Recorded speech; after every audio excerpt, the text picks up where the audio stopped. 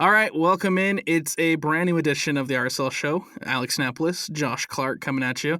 After a little bit of time off, Real Salt Lake also taking some time off with the Gold Cup and Club World Cup in full swing. So not much soccer, not much news to talk about, but there is a lot going on in the world of soccer. And we'll start with the Club World Cup, Josh. Have you been able to catch much of the Club World Cup, watch much of the Club World Cup? Yeah, because I'm totally off midday. They wonder why no one's at the stadiums. It is, yes. It's like, guys, I know you want like your European audiences to be able to watch it at a normal time, but if you want people to show up or care, like the prices, I looked, they're insane. The prices are insane. They're insane, and you're doing it midday at on a Wednesday in the middle of June. It's 1,000,000 degrees outside. Why are you going to that? No one wants to go see Juventus take on Casablanca at 1:00 on a Sunday. Right. Regardless. It doesn't work. I've been watching plenty of highlights, you know what I mean? Like I've watched almost every game, like the highlight form. But yeah, like not gonna pause or get off work early or whatever to watch this game or those games. I've tried to catch as much as I can here and there. Yeah, if it's on and I'm available and it's available, it can be on, but I'm not like going out of my way to do so. I did watch the Bayern and Auckland game where Bayern Munich put up 10 goals against the Australian side. I felt aren't they from New Zealand? Oh yeah, sorry. Yeah, get it right. And their capacity at their stadium's like 1,200 people. It's something like that. If that, I feel bad. Like that's one like FIFA, bro. You gotta, I don't know, give them a little bit of grace. Maybe don't invite them. Well, didn't they go and get 6-0 to Benfica too? Right, but like, dude, their goalkeeper is like you and I. You know what I mean? Like he has a day job. Yeah. Their coach couldn't even go because he couldn't get the time off work. Like, to me, that doesn't say professional club, let alone professional club enough to go play in the FIFA Club World Cup. I think overall, I like the idea of the Club World Cup. Yeah, in theory, it's great. I like the format. I like getting all the best teams in the world together to play their own World Cup. I think it's better than the Confederation Cup, which this tournament technically replaced. The Confederation Cup was like a weird mini World Cup, but not really. Yeah, but some of the best U.S. moments were in the Confederation Cup. That is true. That is true, yes. But I feel like with this one, hopefully, I think the goal is, especially with the prize money, man, I think the goal is eventually to have this tournament hold more value and get more people to care, get the players themselves to care. I feel like the Confederations Cup, while it was fun, there wasn't a lot of care considering that next year there was a World Cup coming up right after it. Yeah. But so far, like I said, I like the idea, but so far it just hasn't caught me yet. The hard part about it is, all these players are just getting off of excruciatingly long seasons. And then they're just having to play this many more games. And I think it loses its magic a bit, especially for the players, because they're tired. They want a break. Their break just got cut down to 2 weeks now that they get off. So I like it, but at the same time, like you really got to think of the human side and the toll on some of these players, especially if you want to win the $1 billion, right? You're not gonna trot out your B team when $1 million is on the line. So I don't know. It just seems. I like it. I wish they could figure out how to do it mid-season and eliminate some of the other competitions, right? Obviously not Champions League, but I don't know. I just don't know, Alex. Do you want to get rid of the Carabao Cup, bro? Oh, wouldn't that be a shame? I'd take the Carabao Cup over the Club World Cup any day. Yeah, you would take the 50,000 pounds over the $1 billion. From a fan perspective, yes. I would much rather see the Carabao Cup than because teams like Auckland, right, could win the Carabao Cup, or their respective version of it. MLS teams' performance in this, honestly, CONCACAF performance in this hasn't been the greatest. You could say MLS performance has been better than Liga MX. Because at least Miami's won a game. I was going to say the opposite. I was going to say, well, They had no one's won. yeah, you're right. You're right. And the MLS is the only team with a win. You're right. So in that aspect, yeah. Yeah, CONCACAF as a whole has just struggled. I think, okay, not to get too much into it, but the reason why I would say Liga MX is better, I know Miami has the win, but Monterrey tied 1-1 to Inter, who just played in a Champions Cup final. Oh yeah, Or for sure. Champions League- Champions League The final. strength of opponent has been much different. And so that's why I think Liga MX's performance has been better. But I mean, just CONCACAF as a whole is just not been good. Yeah, it's been underwhelming. Miami, as of the time of recording, there is a game in play. Miami currently up 1-0 against Palmeiras from Brazil. So that would be a good result if they can pull it off, and then that would obviously lead them qualifying into the next round. Seattle putting up an absolute nothing burger in this Club World Cup. 2-1 loss to Botafogo, a 3-1 loss to Atletico Madrid, and then a 2-0 loss to PSG. 3 games, no wins. They are eliminated. LAFC too, man.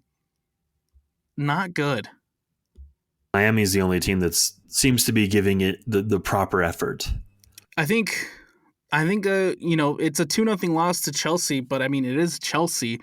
And I thought that they played well against Chelsea. Like they stood their ground against Chelsea, but they just missed big opportunities. Yes. Yeah. And then you go and you play Esperance, a team in a game that you probably should have won.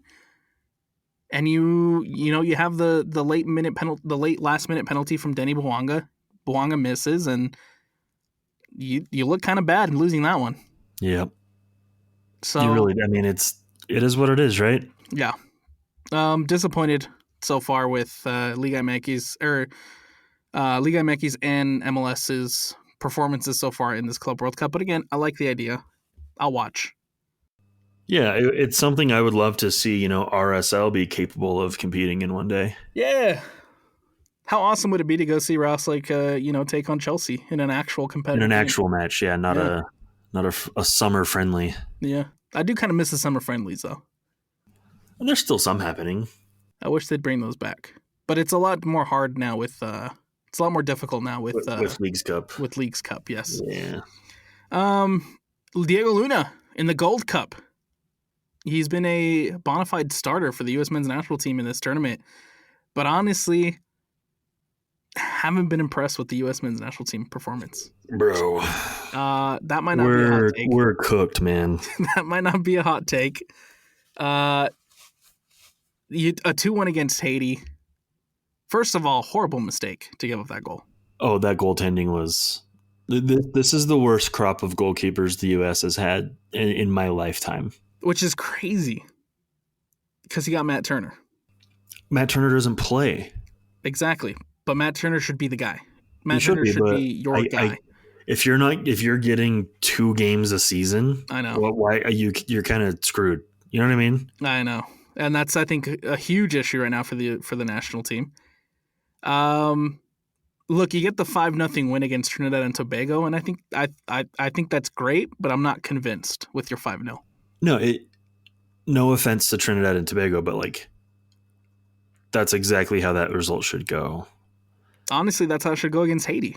Exactly. Now, if it was a 5-0 win against Mexico or Canada, that's a whole different conversation. Totally different combo. But the fact that we give up an atrocious goal to Haiti, I mean, bruh. Right. And we struggled with the Saudis too. Let's not forget that one. Yes. I was about to bring that one up. I don't know, man. This team just does not look nearly good. They're not prepared and they're not good enough in this current state. Yes. For the World Cup. And even with the guys that are sitting out, I don't see it. I don't see it. 5-0 against Trinidad and Tobago, I think that's great, but you barely squeak by Saudi. You don't really put your best foot forward against Haiti. I think a massive test is coming up now with Costa Rica. Oh, I'm not going to say we're going to lose that one, but I'm not going to be surprised one bit when we do. I wouldn't be surprised if Costa Rica wins this one, honestly. I think Costa Rica, they've also had mixed results, I guess, if you will. The 4-3 against Suriname kind of raised a red flag for me when it came to Costa Rica. But I thought they bounced back really well against the Dominican. And honestly, last night they played a really tough game against Mexico.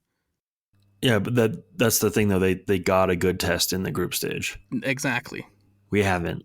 Exactly. I think I would not be surprised at all if Costa Rica goes on and eliminates the United States men's national team, honestly.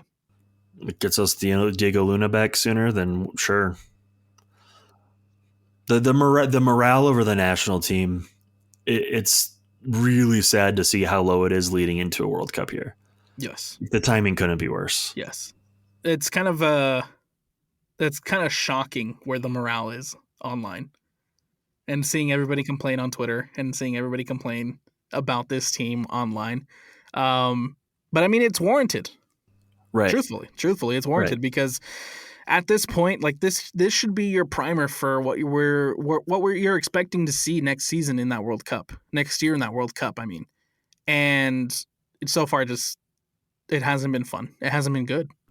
No, and like let's be real, some of our players, especially our strikers, it feels a lot like RSL. They're woeful, right? Yeah. Like Brian White's been bad. How do you say Ajiman? Yes. He looks like he just learned how to walk sometimes.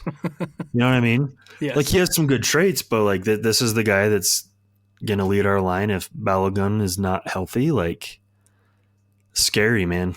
Yes. It's scary. I think if Balogun is healthy and ready to roll, I think he is your starting striker. Has to be.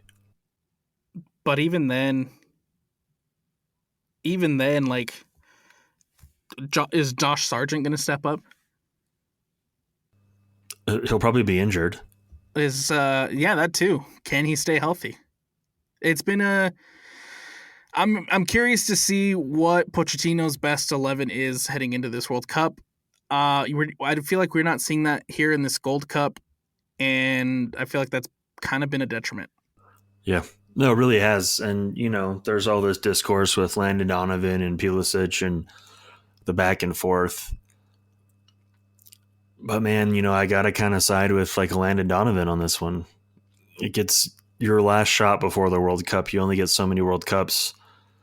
You kind of got to go for it a little bit. I mean, obviously, if there really is something going on, something personal that is holding them down, then sure. You don't have to tell us, right? It's well within your right to keep that private, but if you don't want the heat, man, like sometimes you got to make a statement. And I'm tired, isn't it? I got a tight hamstring, so I'm gonna skip the friendlies but play for my club. Like that's not it. Yeah, you're sending the wrong message with your actions. I 100% agree. 100% agree. And he's Captain America, right? He's the guy with the armband.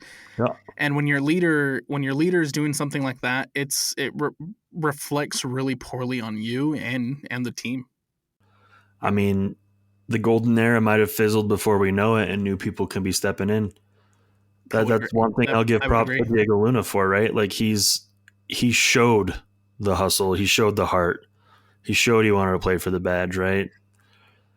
It's not hard for a coach to pick that guy ahead of you, no matter who you are. So some of these guys that sat out may not have a chance to play in the World Cup. I'm not saying it will be Pulisic. I obviously think he'll play, but some of the others, like a Yunus Musa, Johnny Cardoso's look decent. We have a decent amount of midfielders. Like there's going to be an odd man out.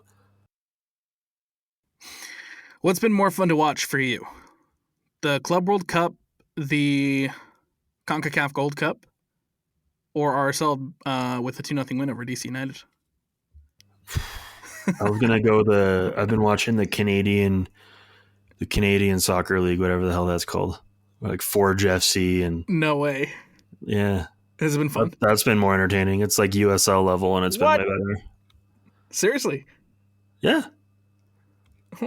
It's randomly on YouTube TV all the time, and I'll just tune in. Yep. I gotta watch more Canadian soccer, apparently. No, it's trash. Don't do it. Okay. I was trying to be sarcastic about how disappointing all this other crap's been. Speaking of which, though, actually, before we move on, Canada, I've been impressed with them. Jesse Marsh knows how to lead a team, and I've been astonished at Canada.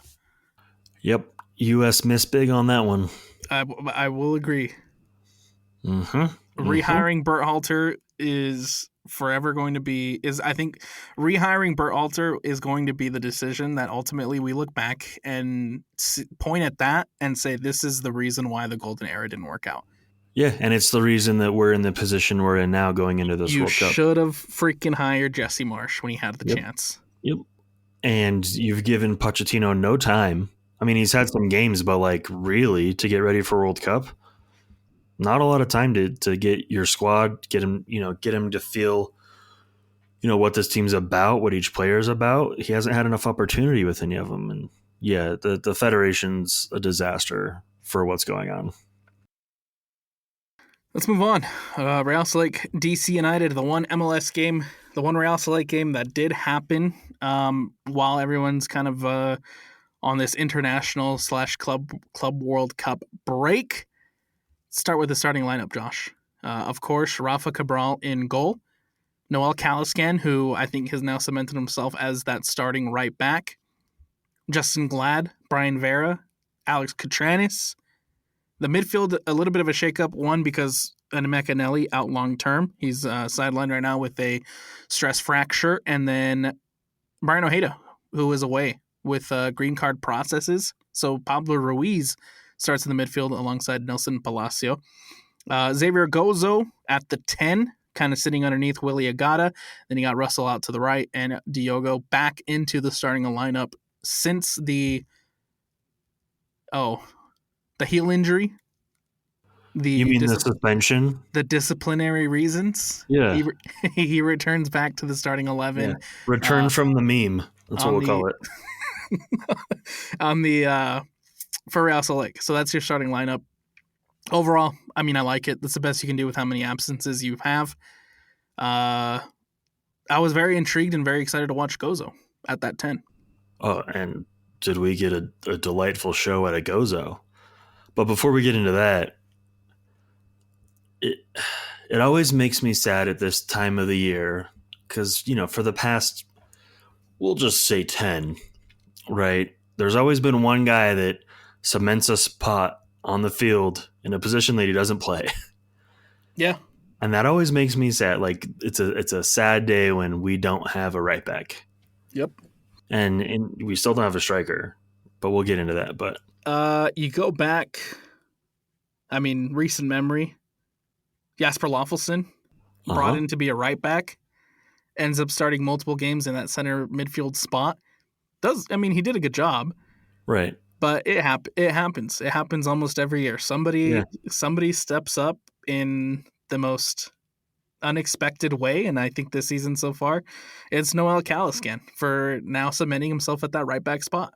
Right, and it's not always a bad thing, but it definitely makes a difference. But look, let's talk about Brooks Lennon did it, Damir Kreilach did it, Chris Wingert did it, Nick Beasler did it. It just sucks that, we're always told these are the deepest teams, but we always have a guy playing out of position. And it's good in a lot of ways that guys can fill in, but it's kind of detrimental to your team.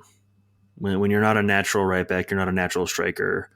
Look at Nick Beasler playing center back, Chris Wingert playing center back, Brooks Lennon playing right back, Bodie Hidalgo playing right back, Damir Kreilach playing your 9,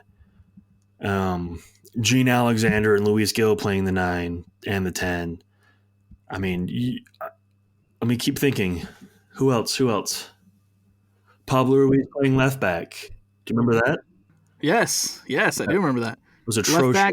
Left back and left wing at one point too. Yeah, the left back bit was horrendous, right? Yeah, but I don't know. It just, at least guys can step up, but it makes the deepest roster in RSL history argument difficult. And I think it's also a poor look on Bodie. Oh, it's horrible for Bodie. It's horrible. Like, what's going on there? Yeah. Genuinely. This was supposed to be Bodie Hidalgo's breakout season. I mean, we talked about it multiple times on the show, how excited we were to see Bodie Hidalgo, and now you have Caliscan, who's taken over this right back spot when it was supposed to be Bodie Hidalgo. Yeah, his spot to lose, that's for sure. Yeah, and he's lost it. I don't know. It sucks. It makes you wonder, like, it doesn't seem like it's disciplinary, right? His form just that bad? Is his professional career over at this point? Is he on the trading block? Like, what's going on there? Yeah. Big game for Real Salt Lake. You're coming into this one on a 7-game losing streak. Or not 7-game losing streak. You're coming into this one on a 7-game winless streak. Yeah. Which isn't much better. No, it's not much better. But now you also have to take on this DC United team without your star player, without your guy, without your leading goal scorer in Diego Luna, who is out with the national team. A lot of questions for me, Josh, coming in this one, obviously, is who was going to step up, who was going to emerge and be the guy to take over for Diego Luna and take over his production. And so obviously one of the reasons why I was excited to see Zaragoza was because I think that he has the ability to fill those shoes. But a guy that I thought did a phenomenal job filling those shoes that past weekend was Johnny Russell. Oh, yeah, we've been wanting him to get a start because he's going to dig deep and get you something. And there it is right there. Johnny Russell with his first start for Real Salt Lake. And what does he do? He finds the back of the net. First of all, phenomenal ball played in behind by Diogo. Yeah, he did one good thing that game. Prop. He now has, what, a goal and 2 assists in his career here? Yes. Fantastic. Look, I'm totally bought in. Diogo, he has the ability. He's shown it. That pass, phenomenal. That's what you want from Diogo. That's what we need from Diogo. Uh-huh. It was such a beautiful ball played in behind. Russell still, has showing that he has speed left in the engine. Gets in behind the DC defense, puts it into the back of the net. That's what you want from Diogo. But he's just refused to show it consistently throughout his year with Real Salt Lake. Last season, right, he puts up a goal against Portland, and he looks like he's going to come good, and then all of a sudden just completely drops off. What's it going to take for you to feel like he's bought in and he wants to be here? Because like we talked about in the past, my gripe with him is I don't feel like he wants to represent the badge, right? He doesn't want to give it all for the badge. What is it going to take for him to get guys like me to shut up? More of that consistently. How much? More of that past just, I guess, a span of maybe, if he can do it, a span of maybe 5 games in a row and literally continue to do it for past those 5 games, then I'll be bought in. All right. Because I've said it before, and I'll say it again. He has the tools, he has the skill, he has the vision. He just needs to have the drive. He needs to apply himself. Yeah. And we saw in that DC game what happens when Diogo applies himself. Yep. He picks up a ball at the center circle, gets his head up, sees Johnny Russell by himself, unmarked, running up that right sideline, and plays a beautiful ball in behind. Outside of that, though, what do you remember from Diogo from that game? Oh, nothing. I need a little more than one play. Right. You know what I mean? Right. And that's kind of where I'm at too with the 5 games, right? We need to see more of that consistently. We need to see more of that often as well, where he's creating and he's using the skill set that we know he has to contribute positively for Real Salt Lake. Yep. Question now to go along with this Diogo talk. How big is the opportunity right now for Diogo, considering that Luna is out, for Diogo to step up in that role and create more for Real Salt Lake? He kind of has to. Yeah. right? I feel like leading into the DC game, everyone was relying on Diego Luna to do so much that it was almost a detriment, right? You were forcing Diego to maybe hold on to the ball for too long, or just make decisions he normally wouldn't make because he doesn't trust the guys around him to actually finish a chance, right? So it's Diogo's time to now prove that he can take some of that load, right? Just like Gozo's proving. Gozo's proving left and right that he can take on the load and make that his position, which is beautiful, right? But if you're a 30-year-old Diogo and you're seeing a 17, 18-year-old kid do it, like why can't he? Yeah. You know what I mean? Couldn't agree more. Could not agree more. One of the things that I don't even think Gozo has had 10 starts with Real Salt Lake yet. No, but he's already like bonifying his name as a starter and a potential legend for RSL. Yes. If I'm Pablo Mastroeni, I'm looking at the team sheet and I'm setting things up for a game. I have my guys that I know for sure are your bona fide starters. Luna's on that list, right? I think Gozo's now on that list. Glad's on that list. I'm throwing Gozo on that list, man. Right now, and the form he's in, and the effort, keyword effort he's putting in. Yes. He's all over the place, 24/7. Right. And that's what you want. That's what you need. And apparently, that only applies for some guys because Diogo's playing. Anyway, I'm done with that. Sorry. Willie Agata. Bro, I got... He was... You can't see my hand, but this close to a second yellow. He's not good enough to get Fabian Espindola red cards. No, I 100% agree with you. I would have lost my damn mind if he would have gotten sent off again. In what? How many games? 10 games? That would have been 2 reds? I was just about to say, how great would it have been if he has more red cards in his 10 games with Real Salt Lake than he does goals? Oh, man. Kind of funny. Right now, though, still same amount. 1 red card, 1 goal. Yeah. It's going to be a real interesting summer, man. And the rumors, have we talked about the one rumor we've seen? No, we haven't brought it up yet. But that's the issue, is what I'm saying, leading into the summer transfer window, which isn't far away. We're seeing one rumor, and it's, in my opinion, not really a position of need. Yeah. Isn't he a winger? He is a winger. No. Get out of here. Right? Unless we're selling all of our wingers again suddenly, but like miserable track record. But it's so on par for RSL. I can't even remember his name, if I'm being honest. It's that unremarkable, right? Yep. You're better off bringing back Johnny Ramirez. We'll get back to that. We will. I'm just saying, like, we need some damn strikers, and the Millers need to put up or shut up and move the team, okay?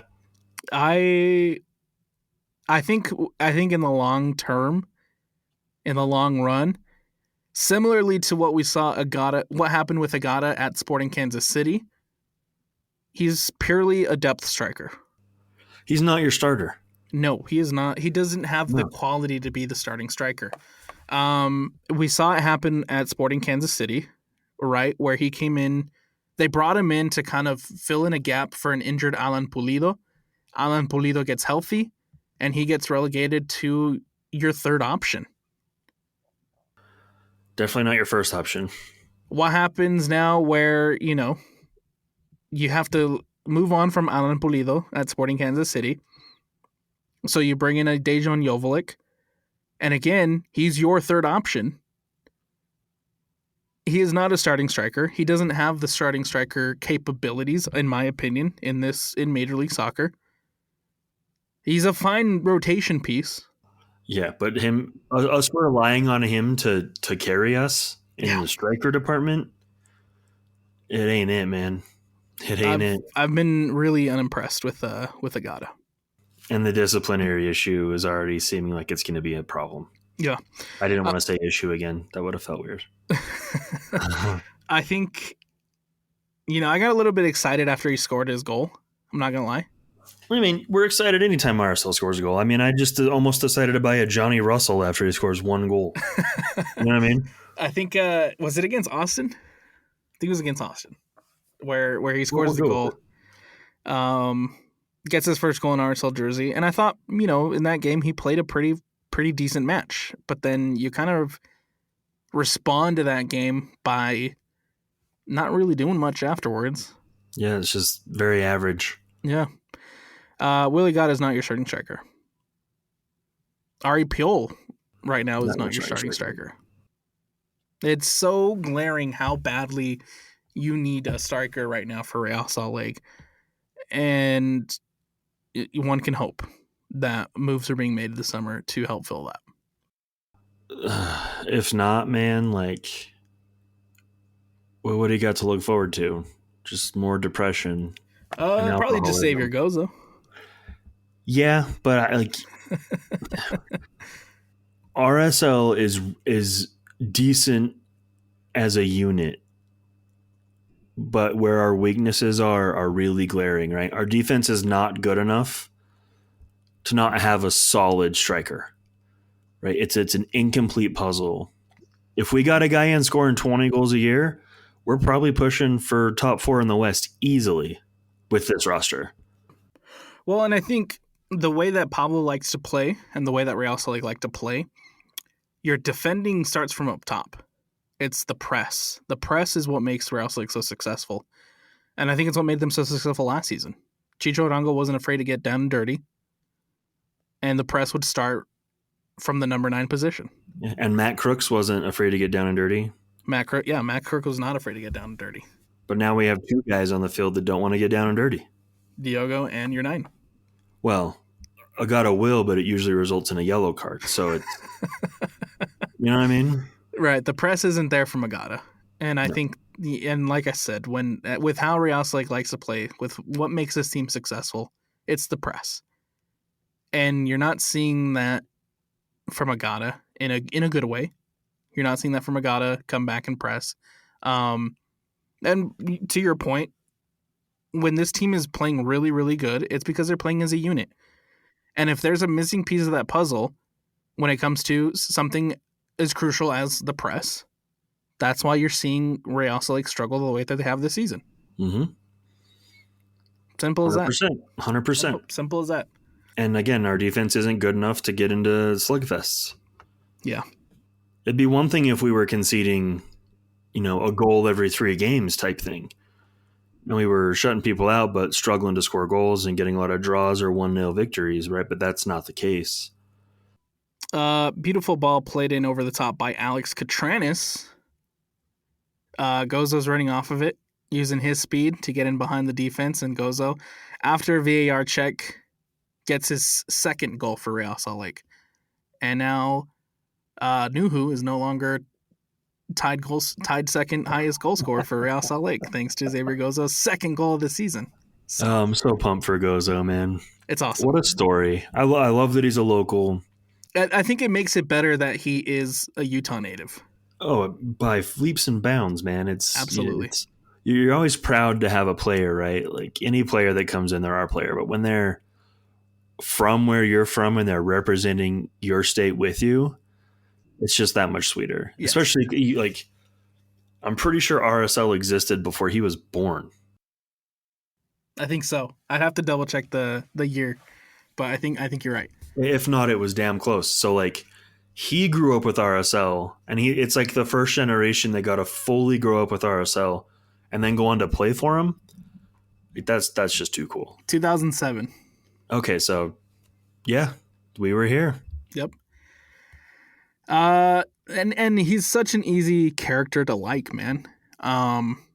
His energy on the training field is phenomenal. His energy when he walks into the media room and he goes by and he shakes every individual's hand, I think that's absolutely awesome. Like he's a really easy guy to like. Yeah. Because he has such a positive vibe and such a positive energy to him. You wouldn't suspect someone so young to be such a professional. Yes. There you go. Right. There you go. How long before he goes to Europe, Josh? Oh boy. Luna hasn't even left yet. I know, but it's time to start thinking about it because, I mean, like I said, I don't think he's had 10 starts yet with Real Salt, but he's already made himself an undisputable starter for this team. Gozo's a weird one because I could see it being sooner than we're comfortable saying. I absolutely agree. Yeah. And I don't like that. I don't like it at all, selfishly. And obviously, I don't want to see him with Fidel Barajas as an example. I don't want to see him get moved on and then just loaned out to DC United or whoever and just not play. Yeah. Right. Like we talked about with Luna, I really hope it's the right situation if we're going to let him go. Gavin Beavers last season was his first season as kind of like a key player for Real Salt Lake. And can't remember how many starts he got, but him and Zach McMath had that rotation, and Gavin Beavers at 18 quickly moves on to Brondby after it's the right age. It's after the a right season. age. It is the right age, right? And he just turned 18. He's now getting his opportunities with Real Salt Lake. It wouldn't surprise me, and it wouldn't shock me at all to see Gozo move on in the winter window. Yeah, if it's winter, I'll be sad, but I'll be okay with it. I don't see it being the summer. That would be kind of shocking, but you never know. I don't see it being the summer either, but I do think this summer teams are starting to notice and starting to put him on that watch list and saying this is a guy we got to keep an eye on for the rest of the season. Yep, and then we'll make a decision in the winter. I think that's where they're at with or where you're going to be at with Xavier Gozo. If he continues the way he's playing, man, I would be very, very surprised to see him not have opportunities to move on next winter. You know where I'd like to see him go? Where I would like to, but also could see the potential. Blitzer's still involved. Gozo would look pretty good in a Crystal Palace kit. I was just thinking that. If he's going to move on, I would like to see. Well, I think the Dutch league does a good job developmentally,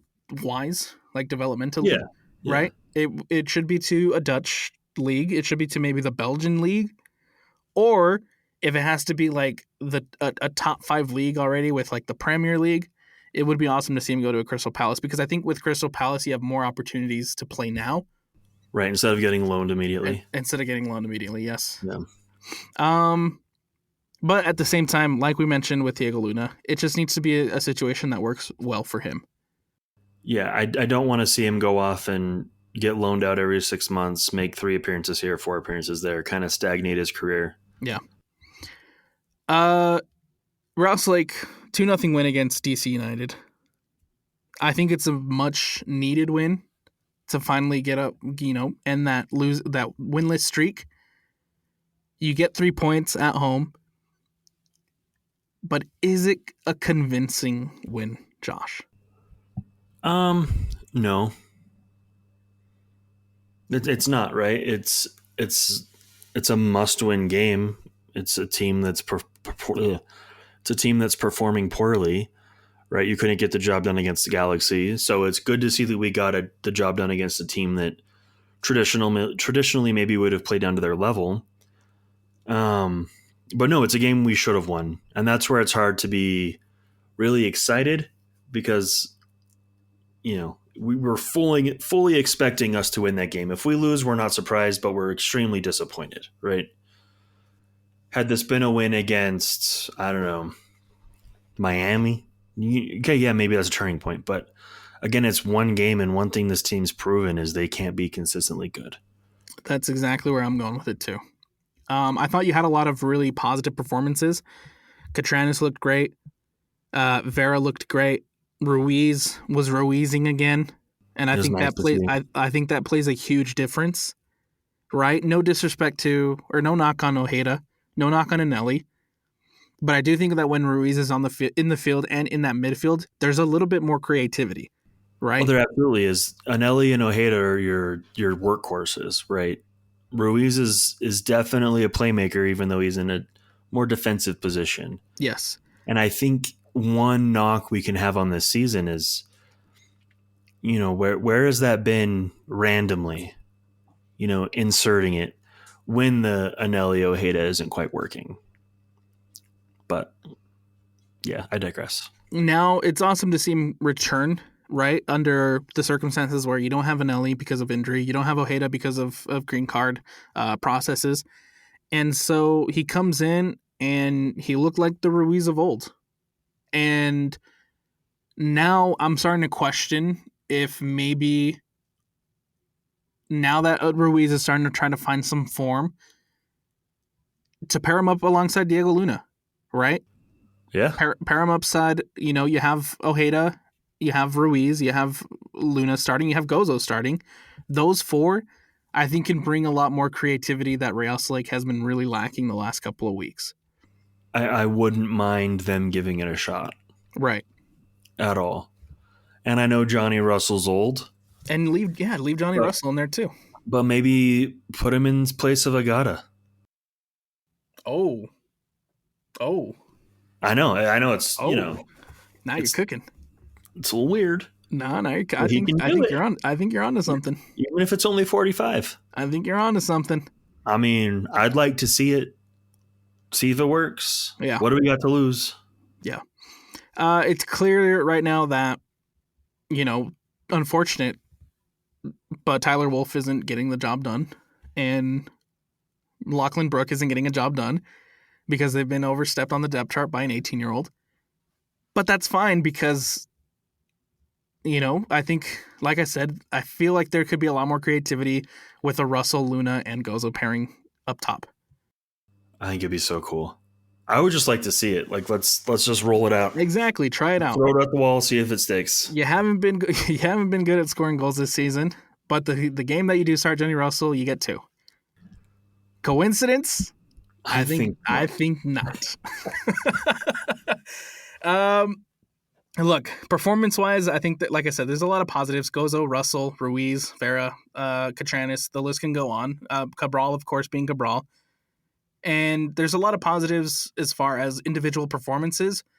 But honestly, this is a DC United team that didn't have a Christian Benteke. Mm-hmm. They're missing their best defender in Aaron Herrera, who's on international duty. And their midfield is not very good. I would kill to get Aaron Herrera back in RSL.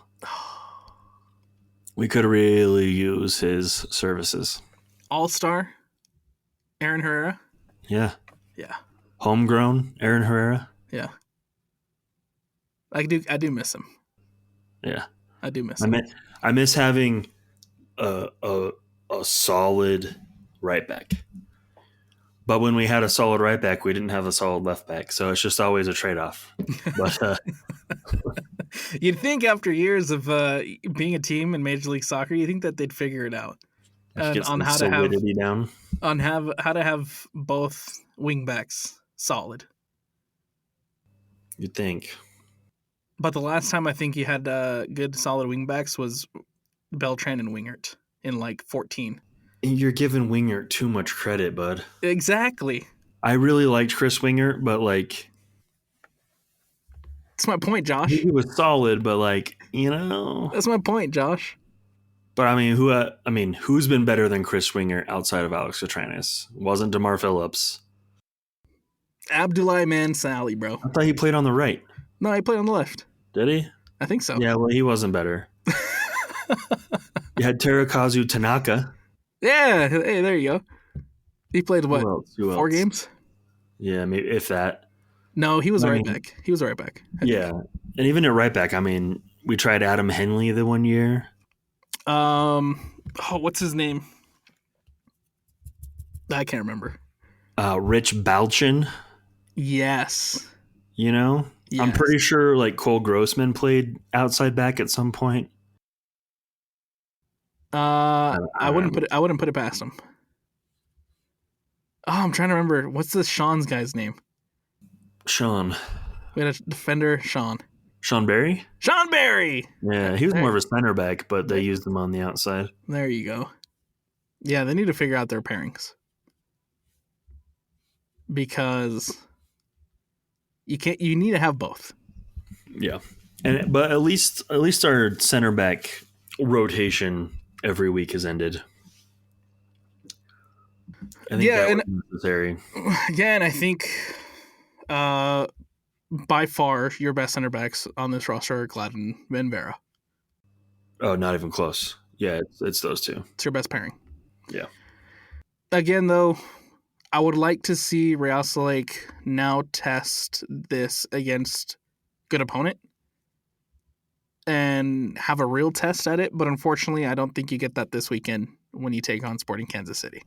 I don't either. But again, this is a side we should beat. It's a side that's going to give us a tough game, though. And, you know, it's 50-50 odds. I can't confidently say we're going to go in and beat SKC. I agree. Now, we do have the advantage of, hey, we have two of your old guys now. Isn't this awkward for you? Right? That always gives you a little bit of bite, but it's going to give them a lot of bite. It's a really good moment for Willie Agata to go off.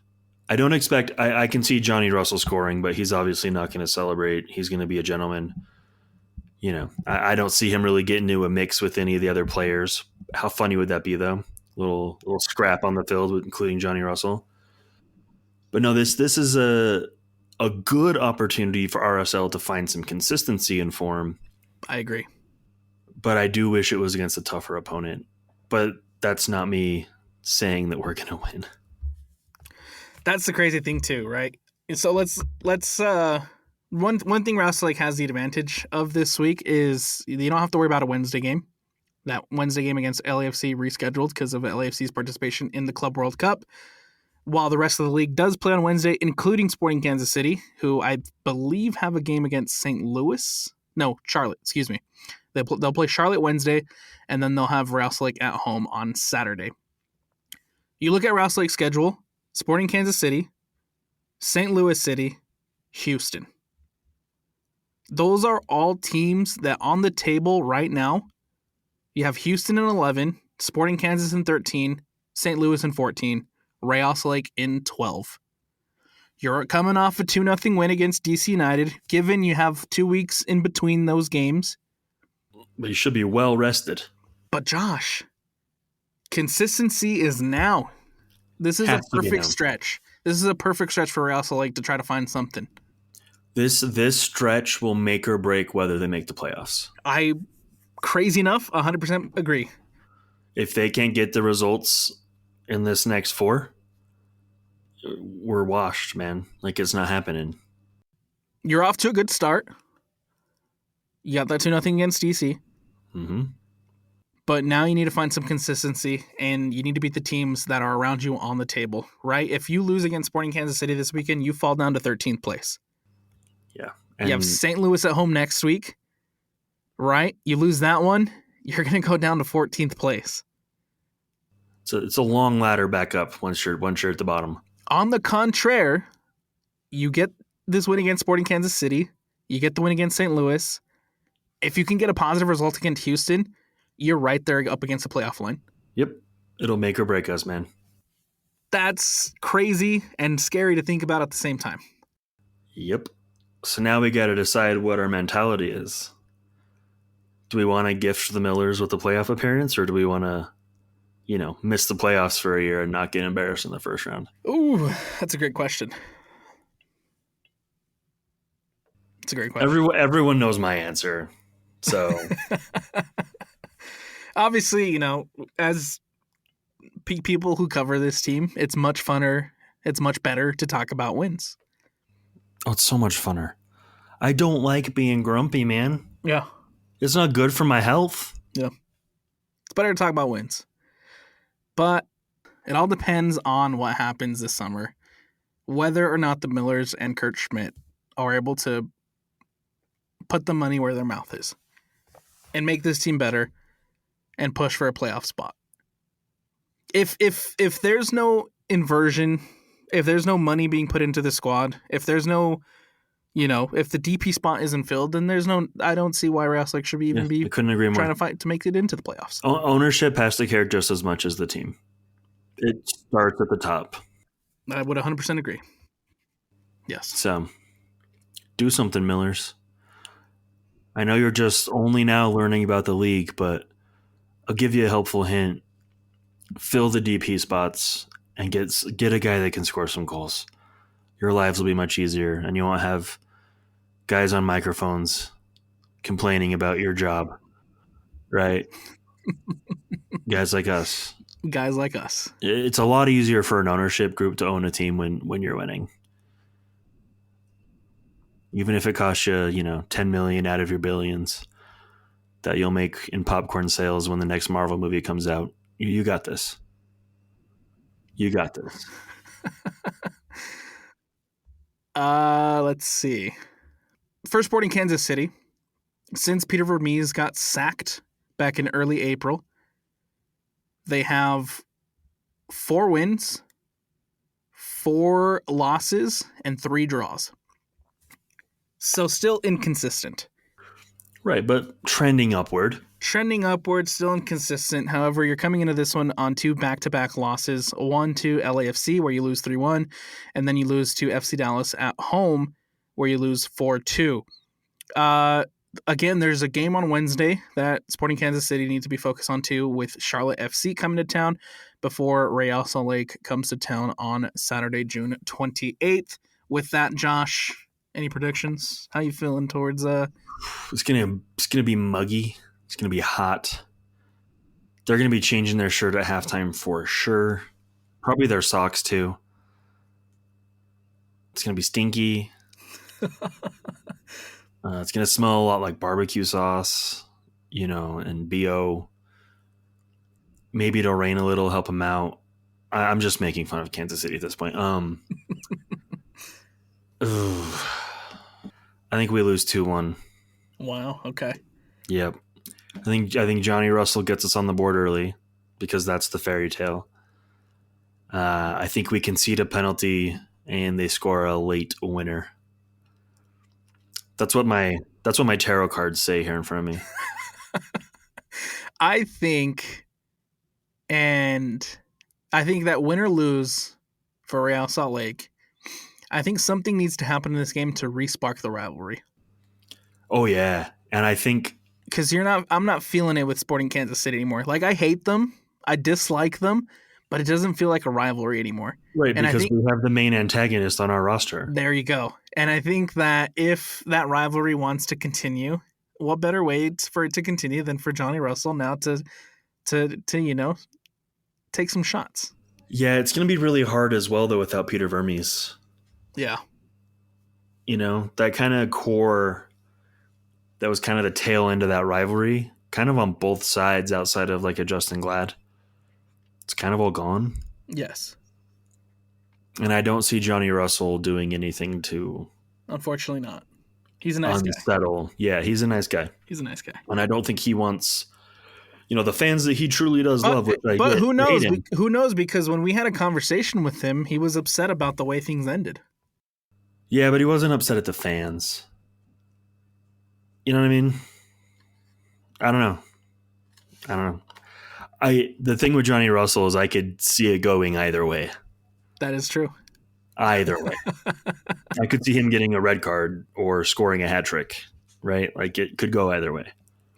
I think, again, no matter what happens this weekend, I think that the teams have to do something to re-spark the rivalry, something to bring it back, because it's been feeling kind of dead the last couple of games. It's bound to happen. Yeah, I mean, it died off with Colorado for a good amount of time too. Yeah.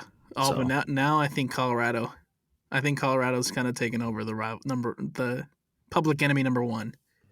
Yeah, because they're currently the big dog, and they have the Rocky Mountain Cup, which makes me sick to my stomach. They big brothered Real Salt Lake last season, and I don't like it. And they've already beaten us once this year, so yep. Yeah, they're the most hated at the moment. Real Salt Lake taking on Sporting Kansas City Saturday at 6:30. Catch that one on MLS Season Pass, Apple TV.